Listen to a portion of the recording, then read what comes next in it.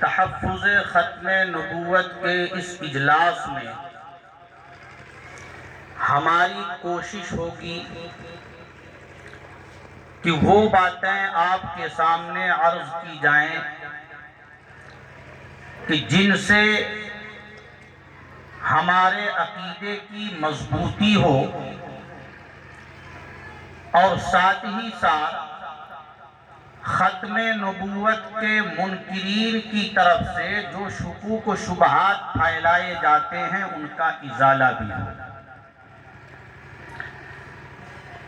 یہ اجلاس کوئی عام اجلاس نہیں ہے،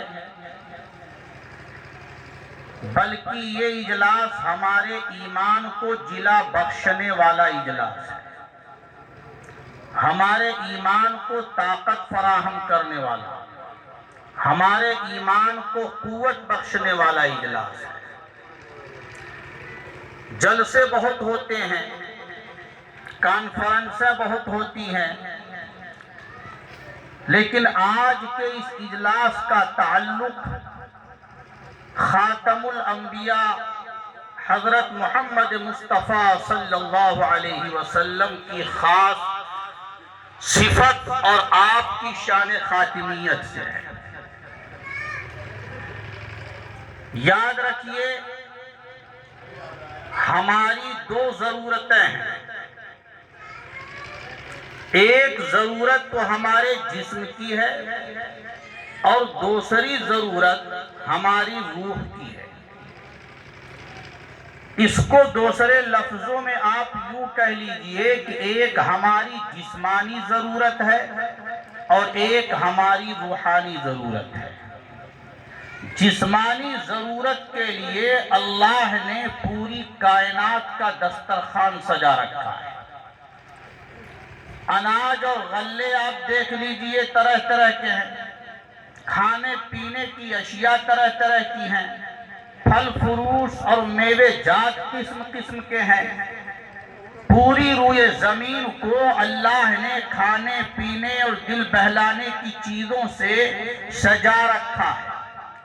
یہ سب ہماری جسمانی ضروریات ہیں۔ ہمارے جسم کے اندر ایک روح ہے جو دکھائی نہیں دیتی ہے، لیکن اس کا بڑا اہم رول ہے۔ ہمارے یہ جسم میں جو حرکت ہے، قوت ہے، طاقت ہے، توانائی ہے، شکتی ہے، پاور ہے، یہ سب اسی روح کی بدولت ہے۔ اس روح کا بھی ایک نظم اللہ نے کیا ہے، اس روح کی بھی ایک ضرورت اللہ نے رکھی ہے، اس روح کی بھی ایک خوراک اللہ نے بنائی ہے۔ جسم کی خوراک تو ہمیں معلوم ہے، نہ معلوم مالیہ کوٹلہ میں کتنے ہوٹل آباد ہوں گے، کہیں اسٹو ہے، کہیں قورمہ ہے، کہیں بریانی ہے، کہیں شامی کباب ہے، تو کہیں سیخ کباب ہے۔ کھانے پینے کی بہت ساری چیزیں ہیں، ورائٹیاں ہیں۔ ہماری روح کی بھی خوراک ہے، اور روح کی روحانی ضرورت کو پورا کرنے کے لیے اللہ نے انبیاء کرام کا سلسلہ جاری فرمایا۔ سیدنا آدم علیہ السلام سے یہ سلسلہ شروع ہوا۔ وہ جیسے پہلے انسان تھے ایسے ہی پہلے نبی بھی تھے، اور یہ سلسلہ ختم ہوا سرور کائنات فخر موجودات امام الانبیاء والمرسلین حضرت محمد الرسول اللہ صلی اللہ علیہ وسلم پر۔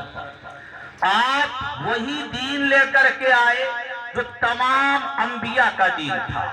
آپ کا دین کوئی علیحدہ دین نہیں تھا، آپ کا پیش کیا ہوا دین کوئی الگ اور جدا دین نہیں تھا۔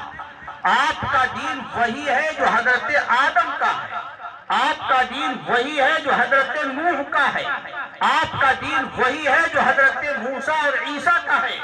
آپ وہی دین لے کر کے آئے جو سارے انبیاء کرام کا دین ہے۔ شرع لکم من الدین ما وصى به نوحا والذی اوحینا الیک وما وصینا به ابراہیم وموسیٰ وعیسیٰ ان اقیموا الدین ولا تتفرقوا، اے پیغمبر آپ کے لیے ہم نے وہی دین تجویز کیا ہے جو دین ہم نے حضرت نوح کو دیا تھا، اور جس دین کا مکلف ہم نے ابراہیم کو، موسیٰ کو اور عیسیٰ کو بنایا تھا، آپ کے لیے بھی وہی دین ہم نے مقرر کیا ہے۔ تو دین سارے انبیاء کا ایک